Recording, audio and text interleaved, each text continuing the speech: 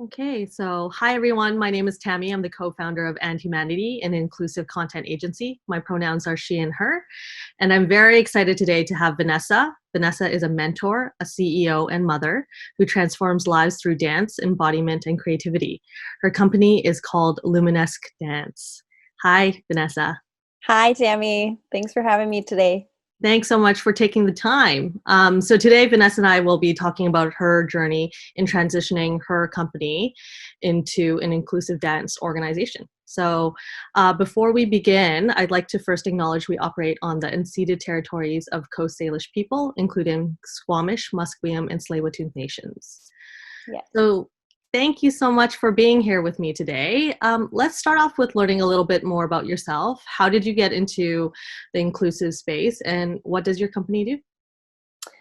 That is great. Our company is a dance company. So we specialize in working with adults, and we originally only worked with what we titled females. And it's a transformative dance space. So it's a safe space for folks to come and express themselves, learning dance and movement, to feel that they get a safe space to explore as well, and then they also get to perform. So it's kind of an all-around program, and it's designed for all ages, all body types, all levels. Hmm.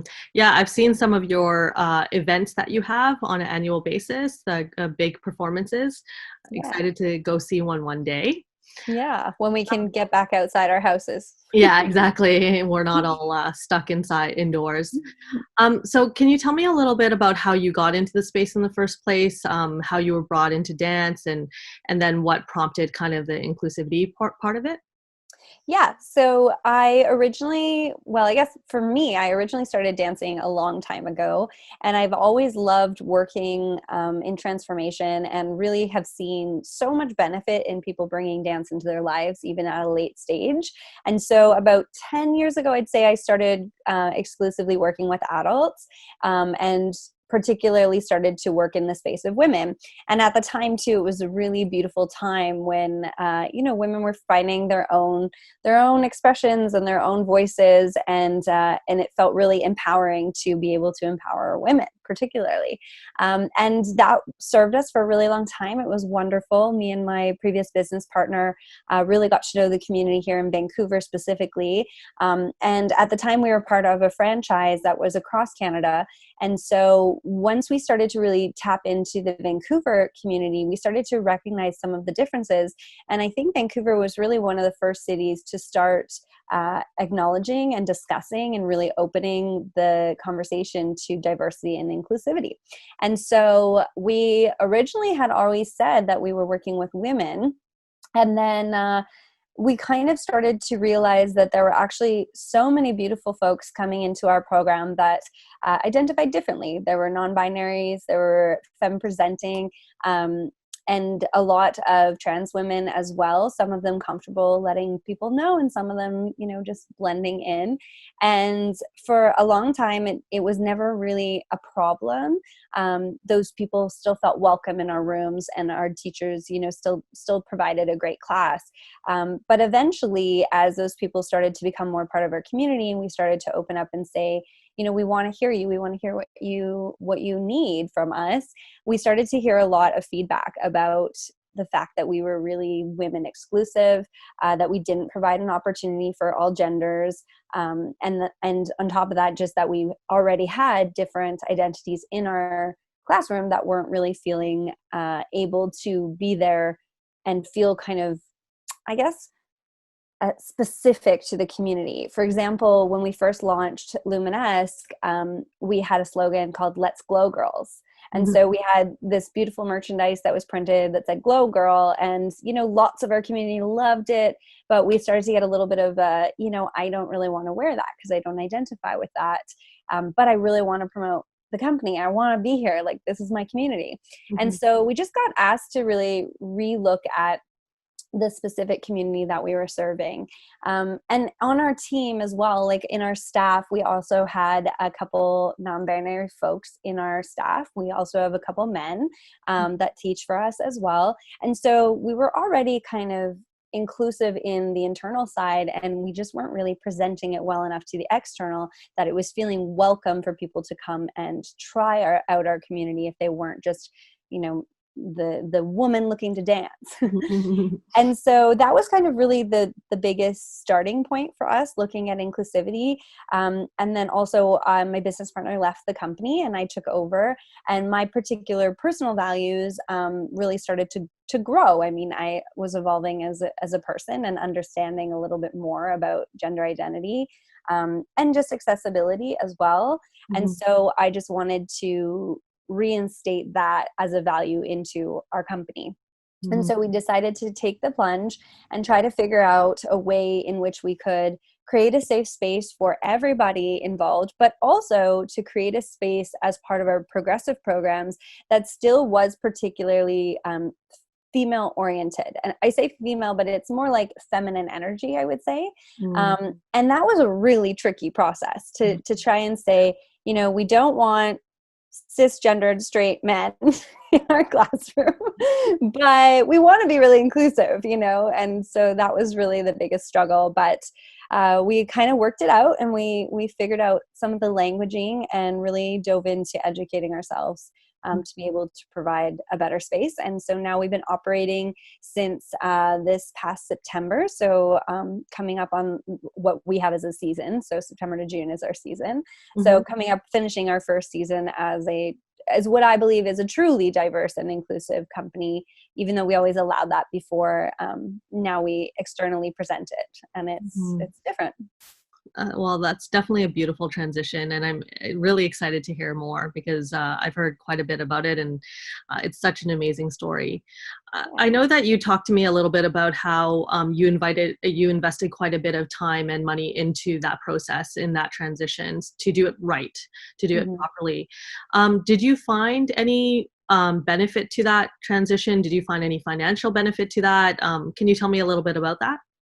Absolutely. Yeah. So I would love to, first of all, give a huge shout out to the Boys Club Fitness. The Boys Club Fitness is a company that is building awareness for fitness spaces on how to be inclusive fitness spaces. In our particular industry, in both fitness and particularly in entertainment, there is a lot of sexism. There's a lot of, not enough opportunity for everybody. And there's a lot of miseducation in fitness trainers around the bodies and the bodies that we're dealing with. And now that we've entered this era of really understanding and promoting boundaries, it's important that, if you're going to be a fitness teacher and you're going to say, I respond and respect your boundaries, to really understand that those boundaries are different for everybody else. And so that was where we first started, is I took my team to one of their workshops or seminars that they did one night. And 3 of my office members were with me, and it was about 3 hours. And afterwards we couldn't stop talking about it for hours. Like, we all didn't get home till about midnight, because we just were so blown away by all of the things we had never really thought about. And we weren't doing anything wrong. And that's where I think a lot of the inclusivity stuff gets a bit funny, is people think, well, I'm not doing anything wrong. Why do I have to change what I'm doing? And I really do believe we weren't doing anything wrong, but we also weren't quite doing it right. And I think in the way that we were doing things, we were still promoting separation and division. And on top of that, we weren't kind of being respectful to the people that were already choosing to show up in our space. And I think that happens a lot. For example, right away in a fitness class, if you have a man and a woman in front of you and you're going to hand them weights, you're more likely to hand the bigger weight to the man and the smaller weight to the woman. And right there, it's just a social conditioning. We just assume that smaller body means that they can't do that. And again, we're repeating that pattern and entering that into both that woman and man's brain, that, that is how things are. And so when we really started to dive into that and look at that, I just became a totally different teacher, because I do also still teach dance. And that was really where it started, is I wanted to make sure that my teachers got the education that they needed as well, to really take a step back and reevaluate what they were offering. Part of our company has always been around creating a course journey. So people who are part of our progressive, they're not just coming in for one dance class and leaving. We do have drop-in classes, but we also really make sure that we're holding intentional space and that we have a intentional outcome. And that outcome is really to feel fully respected, accepted, to feel supported, to feel seen and witnessed, to be part of a kind community.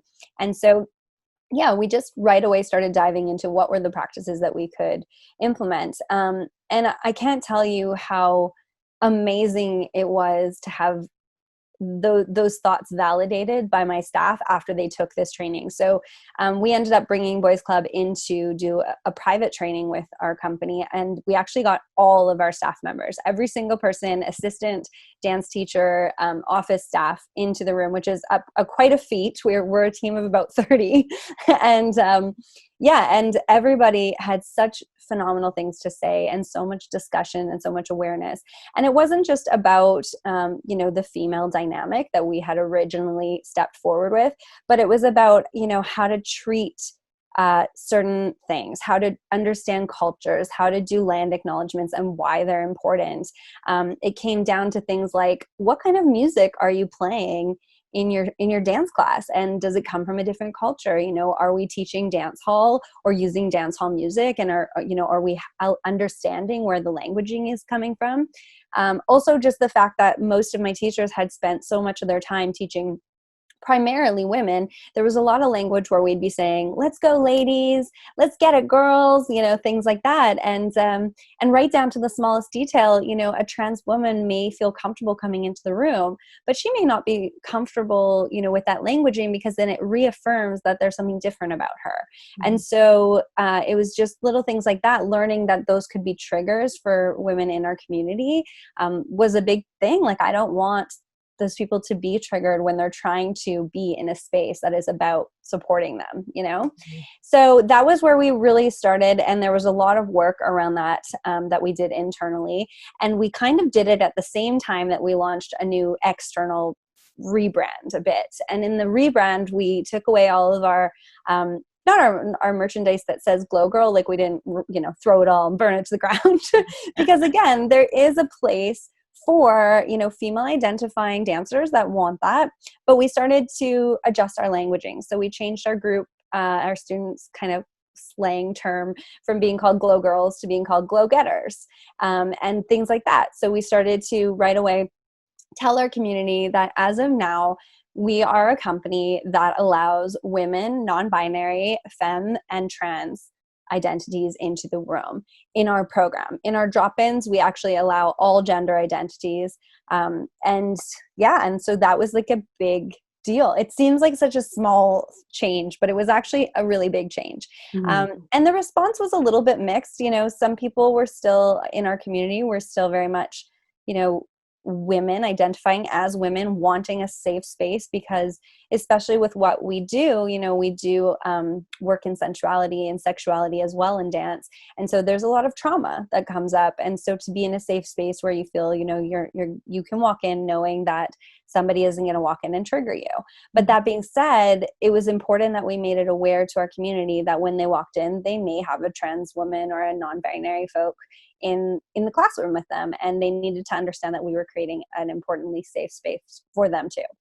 Mm-hmm. And so it's been really interesting, because actually since that transition, first of all, our community was just so responsive. I actually found out that we've been pretty big for a while, but this year we had almost 400 women taking our program, and I say women with an X, and all genders taking our drop-ins. But in those 400 people, we actually found out that there were probably another 50 or so dancers that have been with my program, and I've known personally for multiple years, that did not feel comfortable letting me know that they don't identify as a woman. Mm-hmm. And so whether it was, they're very femme presenting, they're in a straight looking relationship, and they identify as non-binary, was really interesting, because they kind of said, finally, I feel good here. Mm. And so right away, the first thing that we saw in terms of financial gain and just an upswing in the company was our retention went up massively. To the point where I think our numbers went up from about 44% to 82%.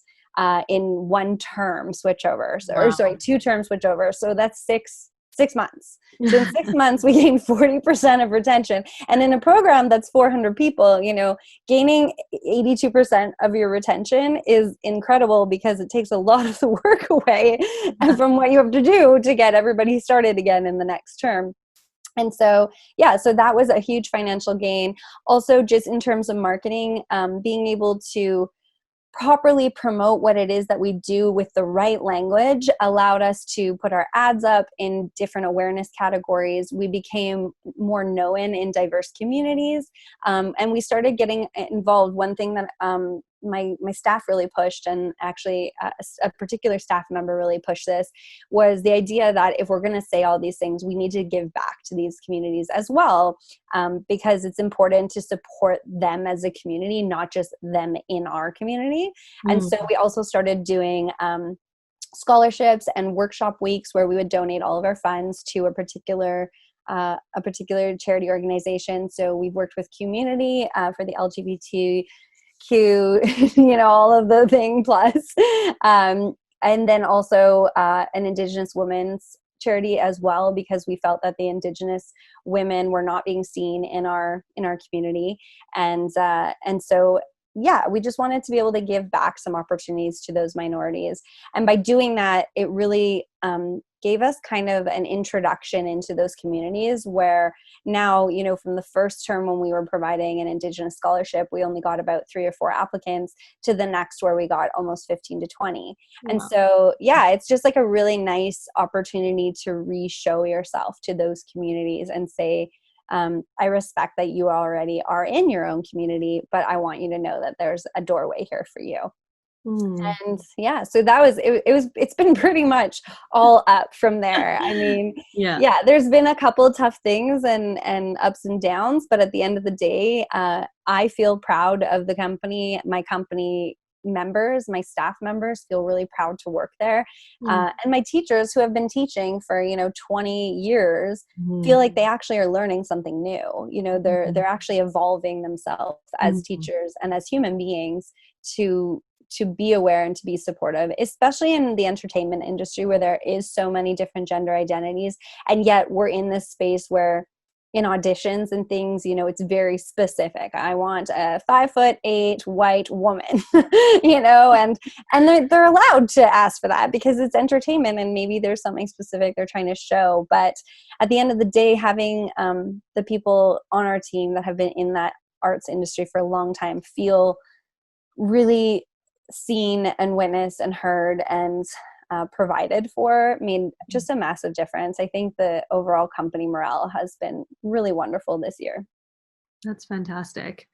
It sounds like a huge transition, even though it was kind of a slight change. There was obviously training and everything like that, but the positive impact you had was massive. And you touched a little bit on a few of those things. Were there other things you noticed in your communications that you found really was beneficial as well? You mentioned before around reaching out to different groups, as well as your testimonials. Can you touch a little bit on those? Yeah. So again, coming in with retention, it's like our community finally felt the space became authentic. Because for years, we've been a transformative space and like we change lives and hoorah, rah, and not that we didn't and we didn't have those stories, but now the people in our community really feel that no matter how they identify, no matter what needs they have, they're being met, they're being taken seriously. The communication is open. We're giving them a chance to communicate with their teachers about what it is that they need, whether it's pronouns or, for somebody transitioning or somebody in a trans identity may have something like a chest binder, and actually feeling that a teacher knows how to operate your warm up and your fitness goals around something like that is just so fantastic. And so we also had a huge influx of Google reviews and just people really, the testimonials coming out saying, I finally have this beautiful place that's all about body positivity. Oh, and that's another thing, I'm talking a lot about gender, but we also got rid of all diet culture in our companies. So we actually don't really talk about bodies at all anymore in any term. Body positivity, there's no positivity because there's no negativity. All bodies are beautiful. And so we've really adjusted things like our costume boards, having more representation show up on costumes, and being more mindful of different alternates and modifications for certain people, and just things like that. And so the communication side just opened really, and we got to know a lot about our community in the last year that we kind of didn't know. We didn't realize that there was so much going on under the surface until we opened up the conversation. And it also has made it more fun. Like in our shows, when we finally get all 400 people in one room, it's pretty amazing to see all of these people feel represented and feel that they're comfortable in the space. And so, it's made a huge change too in our testimonials and our awareness. Showing up at Taboo this year, we do the Taboo Sex Show every year. And this year we really took a stand and we created a very specific show called Nasty Women with an X. And it was all about the idea of, gender identification and sexism, and really deleting any positivity and negativity around bodies. And it was just so nice to be able to converse in a new way with that. That's amazing. It sounds like such a magical space in some ways, for women, totally. which is very exciting. I think Yeah. there needs to be more of that. And you see some kind of even underwear brands moving into that space a little bit, but Totally. to have kind of a dance company move into that space is very exciting. Yeah. And you mentioned a little bit about growth in that space as well. In the 6-month period, and don't have to share numbers or anything, did you see any percentage growth in your revenue? Did you see any impact in that space?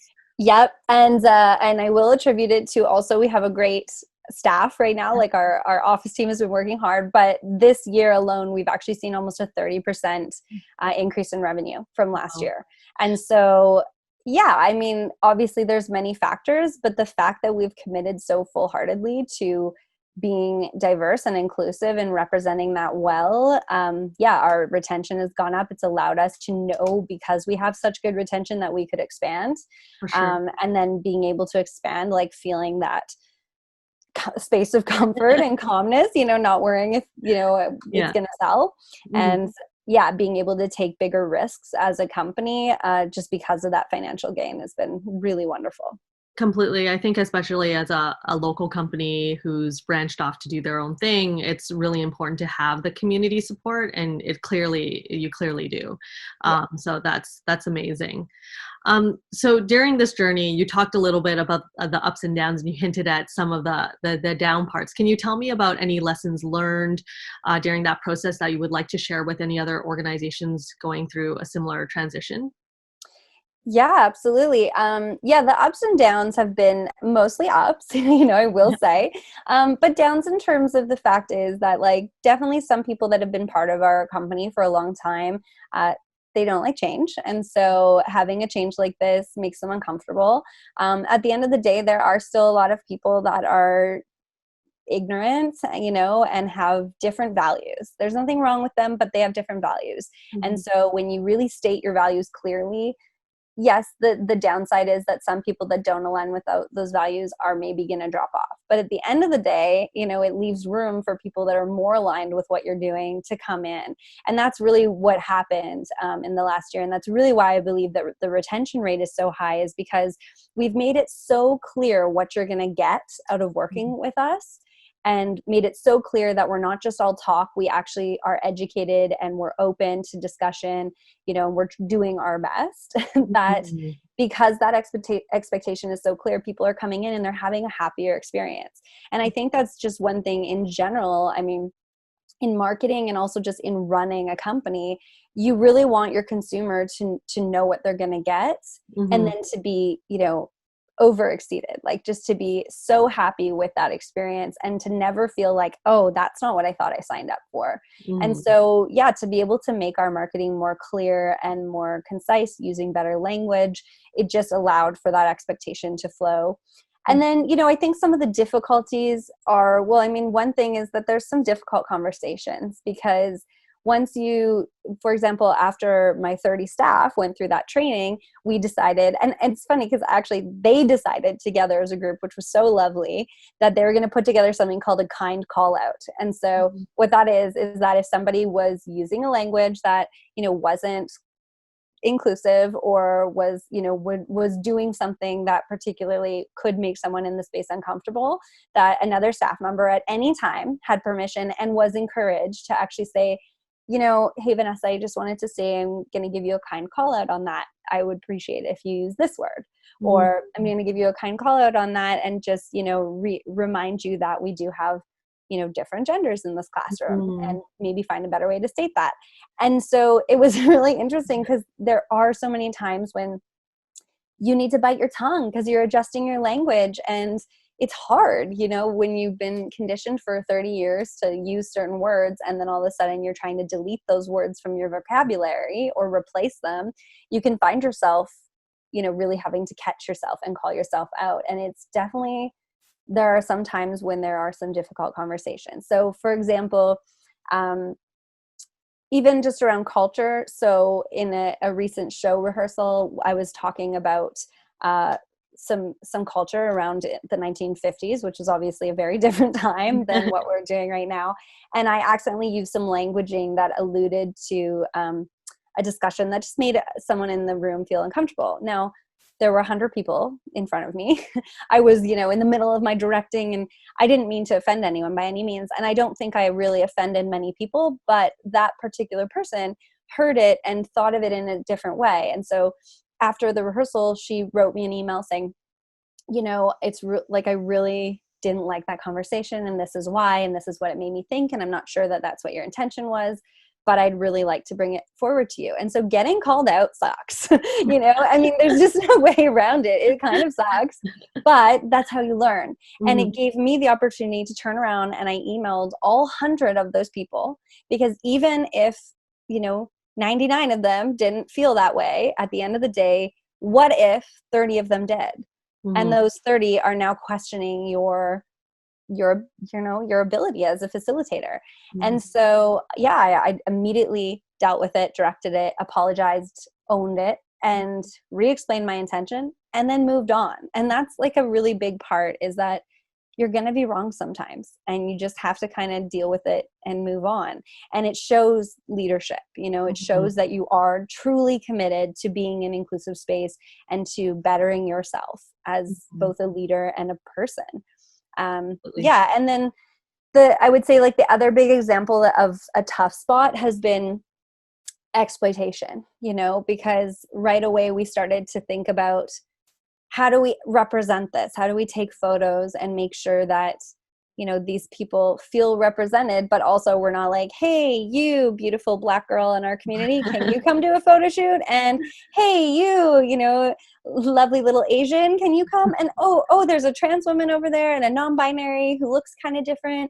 Yeah, let's bring some gender fluidity. And it's right away, there's this feeling of you're just exploiting these people, and you don't want to approach them and make them feel in any way like that. That being said, there's exploitation, and then there's representation. And there is a way to find the people that you're connecting with and say, I want to represent you. I want to make sure that you're seen in this community so that others can be seen and felt welcome to. And so we really, the office debate on that one was really difficult. How do we invite certain people, to be part of this, but not be so specific. And in the end, we ended up just opening it to all volunteers. We asked, who would be interested in doing this photo shoot with us. And then we grouped them into different categories, and we shot everybody. And we were able to get the diversity that we needed without making anyone feel uncomfortable, and feeling very proud of the fact that look how many people want to be represented as our company. Look how many people care about what we're doing and actually want to show up. Because they want to be seen in that way. So there are ups and downs. I would definitely say, I think any company making a big change, especially in 2020, it's a constantly shifting terrain, and you have to also continually educate yourself. You can't just go to a 3-hour workshop and say, okay, I'm going to just slap a bunk birth sticker on it and say, we accept all genders. Or, now we have inclusive washrooms. And that's that.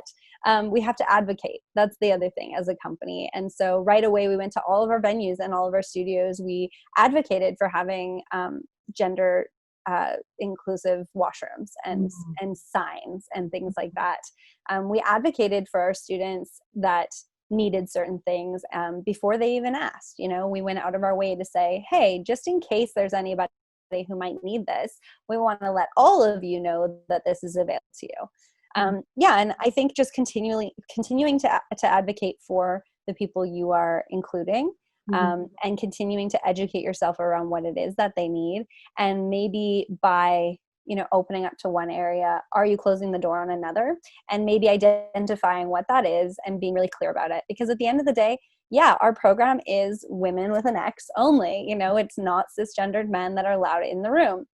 But at the end of the day, there's situations that are going to occur in which, maybe somebody comes into the room that's a non-binary folk and they look different than everybody else in that room. And we want to make sure that everyone else in that room was prepared for that person to be there if they wanted to be, and that person also came in feeling accepted and included and not feeling like they were standing out, and so there's a lot of navigating. It's like, it's like riding a boat in the waves, but but in the end, it's been absolutely worth it.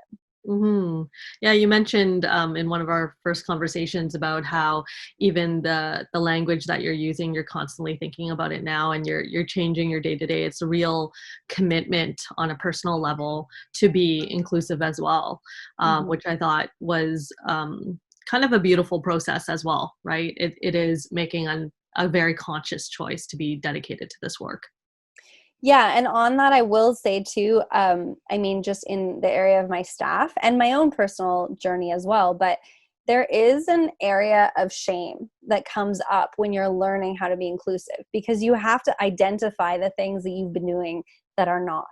And so if you believe that you're a kind, welcoming, inclusive person, that you believe that all gender identities are wonderful, then you realize that maybe you haven't been making that space known, or you haven't been making those people comfortable. There's a little bit of a shame spiral that happens, and it's almost like a grieving process where, like, I would say for about a month after our first training, we were constantly checking in with our teachers, and they were really navigating this. Like, they were, I had one teacher call me after class and just say, I wanted to bawl because I accidentally used the word ladies 3 times, and I realized that there was a trans woman in my class, and I was so upset, and calming them down and saying, it's okay. You're learning, you're trying, you're doing your best.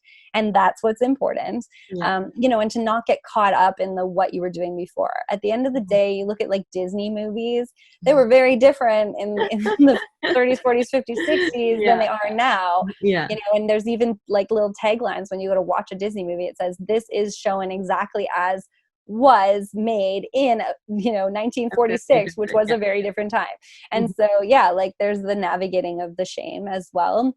And I think that on a personal note, that can be the hardest part, to recognize that in order to say you're going to do something different, you have to recognize that what you were doing is not working. Even if it wasn't wrong per se, if it still wasn't working and it still wasn't inclusive.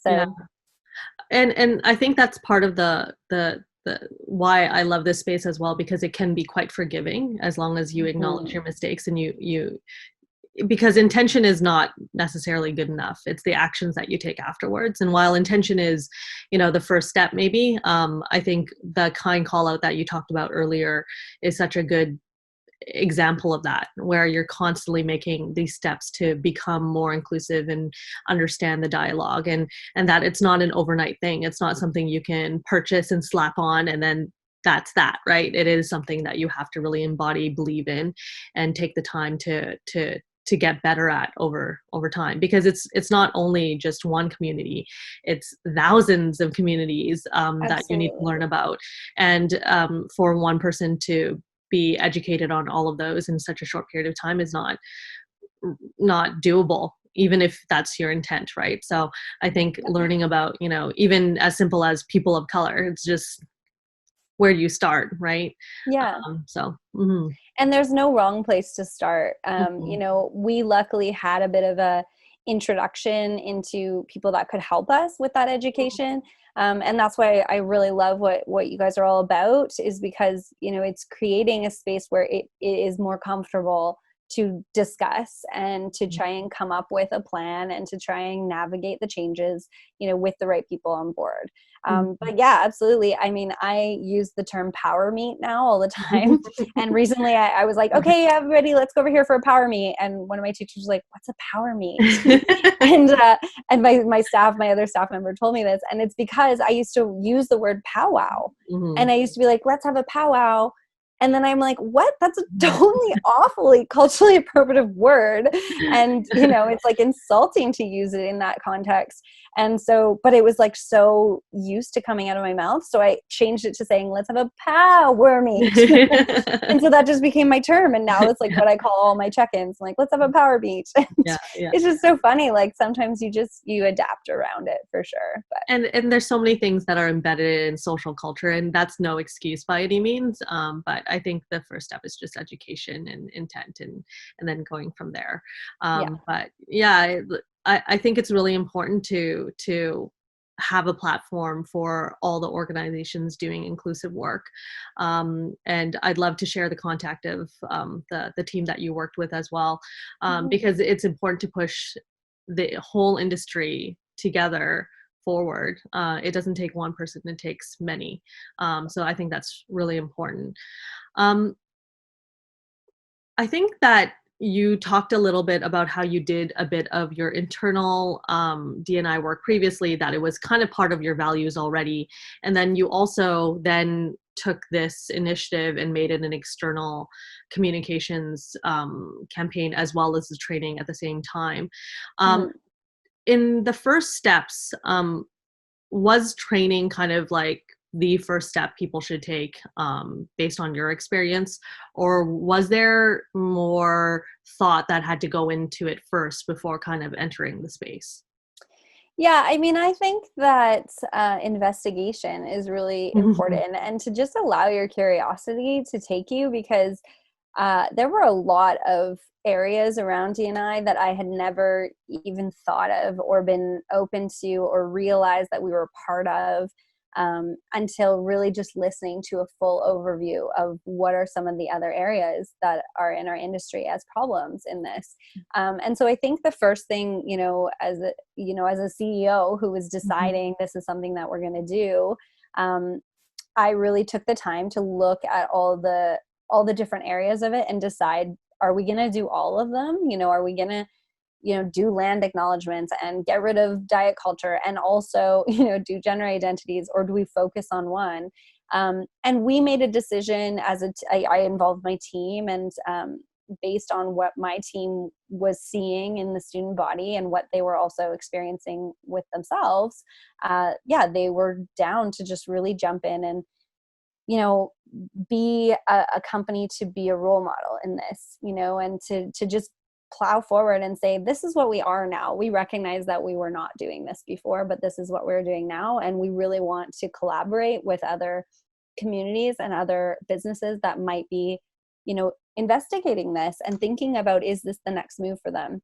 Mhm. For me, it was training, just because my teachers and my assistants are mostly the point of contact to the student body. So, in doing an external launch about it as well, it had to start from them. Mhm. But also, I just kind of owned it. I just owned it. That was like the decision that I made for myself, is I'm going to step into this role as the new CEO. My business partner is leaving. It's a perfect opportunity for us to take a look and evaluate what's been working with the company. And so I just kind of came out. We had an open, Facebook Live on our community page. And I just said, we've been doing a lot of investigating, and this is what I found, and this is what I believe in, and this is why we're going to do it this way from now on. Mm. And so, yeah, we just really owned it. We got asked a few difficult questions, on a live, which is always a little, ooh. And we didn't have all the answers, but we committed to finding them. We Mhm. committed to finding them, and that was enough. Mm-hmm. But yeah, externally, we really owned it. We changed all the dialogue on our website. We made sure that we were very clear so that anybody could go to our website and they could understand right away, who this was for. Mm-hmm. Mm-hmm. And it's still okay to have your niche. I mean, we still are a women's program. At the end of the day, we work with, the center of gravity being lower. We understand that it's not in everybody, but that is where it started from. We work in heels, which is really, heels were designed particularly for women, and they're not so much anymore. But there's some shaping and identity of knowing your niche and yeah, owning that. But yeah, I would say that's kind of how we did it. I don't know quite where the way is to start, but what I do know is that having the conversations with people that you trust, and people that really know your business, or that really want to, or that really want to help you, those are the places to start. That's fantastic. Thank you so much for taking the time to speak with me and share your experience, your knowledge. I think it's so important that other CEOs like yourself share their experience so that they can navigate this complicated journey together. I know personally I've learned a lot from you, so thank you for sharing. So before we wrap up here, I just want to do our closing question, which is, what are you grateful for? Our community.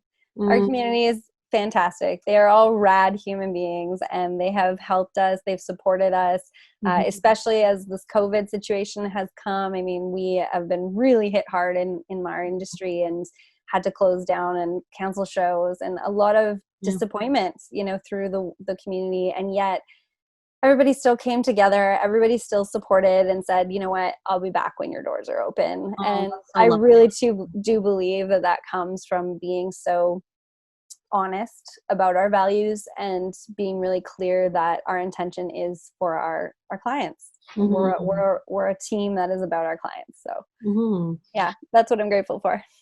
Amazing. Yeah, I'm totally grateful for just, I think, having parents around. I have a 2-year-old, not unlike yourself, and I've actually had some babysitting recently, and that's been amazing, just to have a bit of time to myself again. Actually put on clothes, put on like makeup, and do my hair for myself, which is amazing. So just having a bit of that has been great. But so I want to make sure people know where to find you. And then also the contact to the organization that you worked with as well. So I'll grab that from you, and I'll make sure I'll have this at the end of the video as well. But where can people find you? And I know you're operating right now online as well. So where can people find that as well? Yeah, so you can find us anywhere now. The silver lining of COVID is everybody has to work virtually. Right now we're running virtual classes, and we are going to hopefully start some in-person classes again, and we're hoping to jump right back in September. Everything's on our website. It's just luminesquedance.com. There's even a shop where you can purchase downloadables if you just want to try something out. And your first class is always free. So no matter who you are welcome. And you can also find us on Instagram and Facebook, just at Luminesque Dance. And I'll make sure I'll link all of that as well to the description and information. And for our audience here, if you have more questions that weren't answered today or in our other videos, please let us know. And if you're interested in being interviewed or joining our community, please let us know. You can find all the information at andhumanity.ca, and look forward to speaking to you guys again. Thank you.